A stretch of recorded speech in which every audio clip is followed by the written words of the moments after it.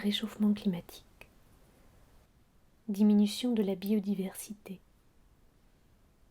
érosion des sols, souffrance animale, pollution des eaux, déforestation, déchets. Que faire? Je suis perdue. Il faut respecter la nature, nous dit-on. Oui, mais pourquoi? Pour qui? Pour nous ou pour elle? C'est quoi la nature? Les animaux ont-ils la même valeur que les hommes? Les questions tournoient sans fin dans ma tête. Je sens bien que de leurs réponses dépendront toute une série d'actes concrets. Faudrait-il être végétarien ou même végétalien? Peut-on toucher à la nature? Toute la nature est-elle à préserver? Faut-il respecter la nature quand son respect entre en conflit avec des intérêts humains? Alors que je réfléchissais, un homme est venu à ma rencontre. Il s'appelle Étienne Hubin. Il est photographe nature. Il avait peut-être des réponses à mes questions.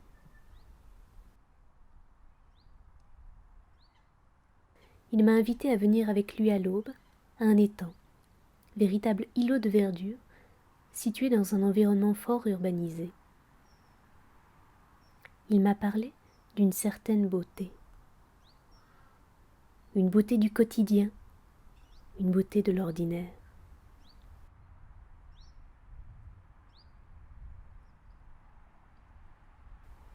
Étienne ne cherche pas la photo spectaculaire, mais nous montre la beauté d'espèces communes de nos étangs, révélées par des lumières et des brumes féeriques.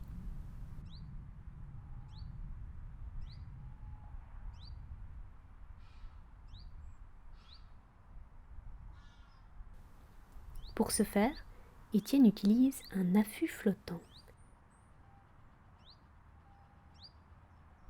C'est un outil formidable pour s'immerger dans l'autre espace-temps. Alors, dans l'affût flottant, eh bien, lorsque vous êtes dans l'eau, déjà, le corps semble plus léger. Les déplacements dans la vase sont beaucoup plus lents, tout à fait différents. La vision au ras de l'eau change complètement le point de vue habituel depuis la berge. Être à la hauteur des oiseaux, être à leur niveau, c'est ça qui est extraordinaire avec l'affût flottant, c'est qu'on est vraiment à leur niveau.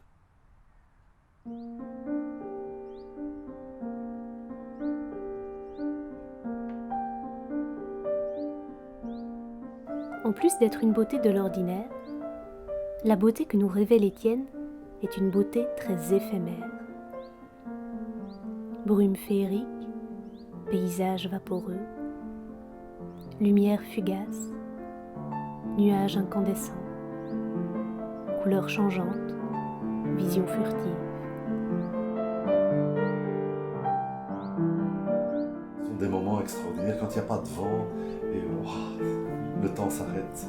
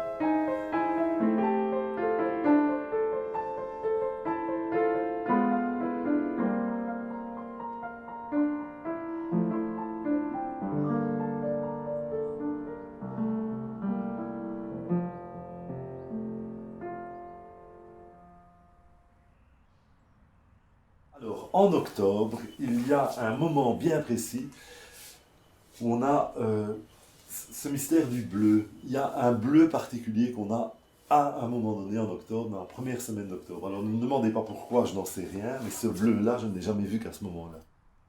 J'ai appelé cette photo le signe, mais pas le signe CY, mais SI.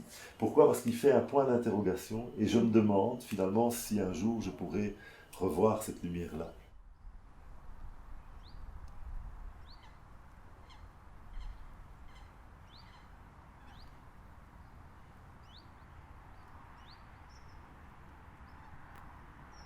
Je connais un tableau si évanescent que personne n'a la chance de le voir, hormis quelques cerfs vagabonds.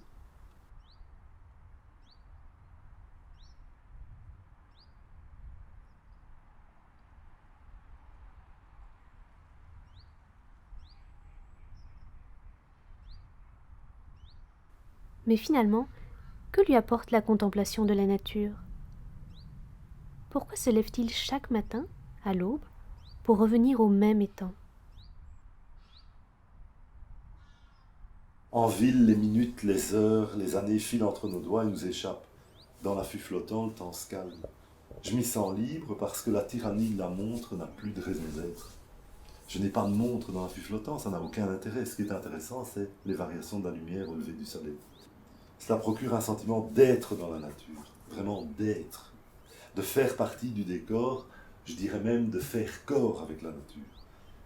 Et j'ai vraiment l'impression d'être avec eux, de les accompagner pendant quelques minutes ou quelques secondes, parfois, mais parfois quelques heures, ils sont là.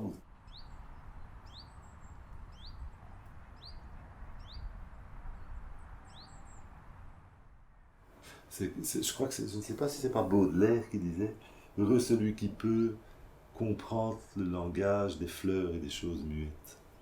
Qu'est-ce que la nature peut nous apporter pour notre vie, pour nos réflexions. En tout cas, ce que je sais, c'est que, comme maintenant, cette saison-ci, à 4h30 du matin, quand je vais dans les temps, et puis après, à 6h30, à 7h moins quart, je suis dans les embouteillages pour partir à Bruxelles, il ne peut plus rien m'arriver. Il ne peut plus rien m'arriver parce que j'ai passé un moment tellement merveilleux que je suis dans l'embouteillage, tout le monde râle, et moi je revois les images qui viennent d'une heure avant où j'étais immergé. J'arrive à l'école, tout le monde est nerveux, ça fait des examens, machin truc. Oh, il y avait une brume ce matin, les gars. Il est fou, ben il est fou. Mais voilà.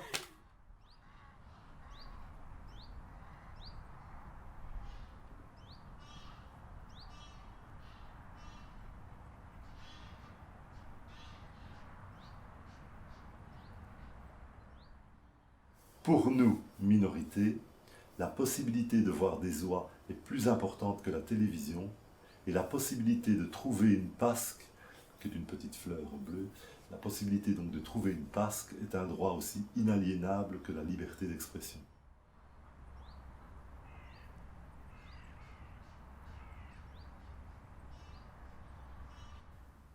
Mais la beauté dont parle Étienne est-elle objective ou subjective?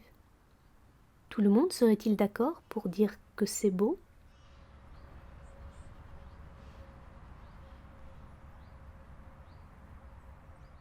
Alors, ce qui nécessite un apprentissage du regard, apprendre à observer. Un néophyte dans la brume ne voit quasi rien, ou si peu. Mais l'œil s'habitue au fur et à mesure de... Bon, d'abord, il faut bien connaître l'endroit, et quand on commence à connaître un peu le fonctionnement finalement de la brume et ce que c'est que la brume, eh bien, on commence à distinguer, et ça devient vraiment magique.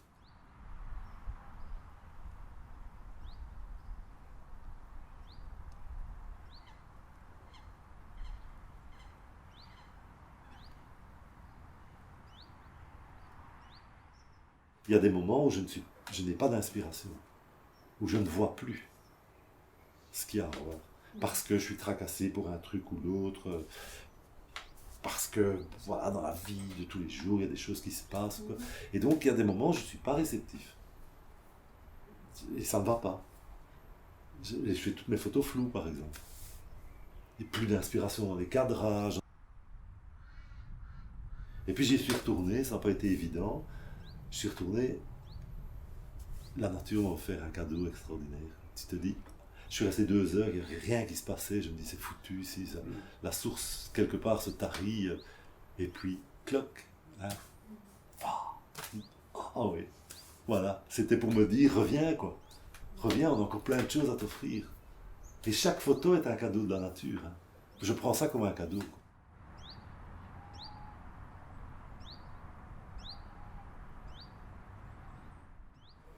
Parfois, il faut pouvoir changer d'altitude, hein, Oui. comme un ballon. Hein. Quand on va dans la vie, les vents de la vie nous poussent comme un ballon. Mais si on veut changer de direction, ben, il faut monter ou descendre. Un ballon. Ben, il faut changer un peu de regard. La beauté de la nature serait donc bel et bien là. Mais la voir nécessiterait un véritable apprentissage du regard, ainsi qu'un état d'esprit ouvert à la réception de cette beauté. Thoreau le disait déjà. Telle est la beauté toujours, non pas ici, ni là, maintenant, ni alors, mais partout où il y a une âme pour admirer. Si je la cherche ailleurs parce que je ne la trouve pas chez moi, ma recherche restera stérile.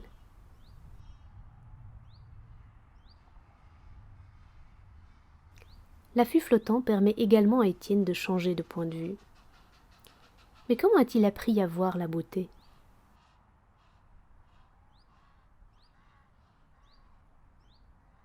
Alors pourquoi les brumes du matin? Mais parce que quand j'étais gamin, j'allais pêcher. J'allais pêcher dans ces étangs. Et donc j'ai vu tout ça. Pendant des années, j'allais pêcher, donc je voyais ces levées de soleil. Je suis né là-dedans, dans la boue, dans la vase. Tu vois, c'est physique, la vase. C'est quelque chose que j'ai toujours touché. Donc ça vient de mon enfance.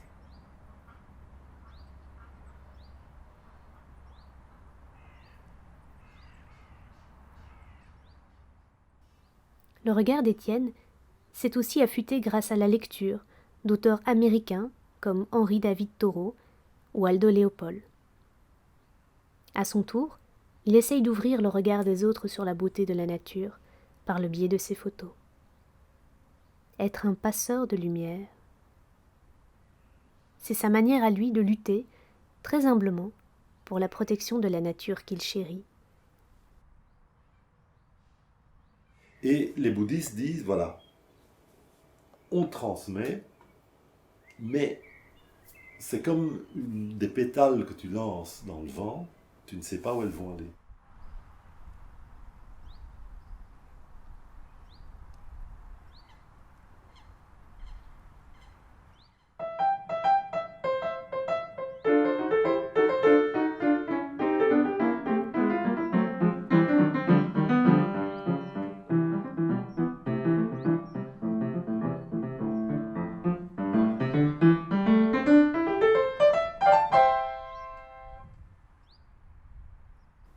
Faudrait-il alors respecter la nature parce qu'elle est belle ? Cet argument peut paraître risible face aux grands arguments écologistes comme la préservation de l'espèce humaine. Et pourtant, Étienne nous montre que même dans un environnement simple, au pas de nos portes, la beauté de la nature ordinaire peut nous frapper.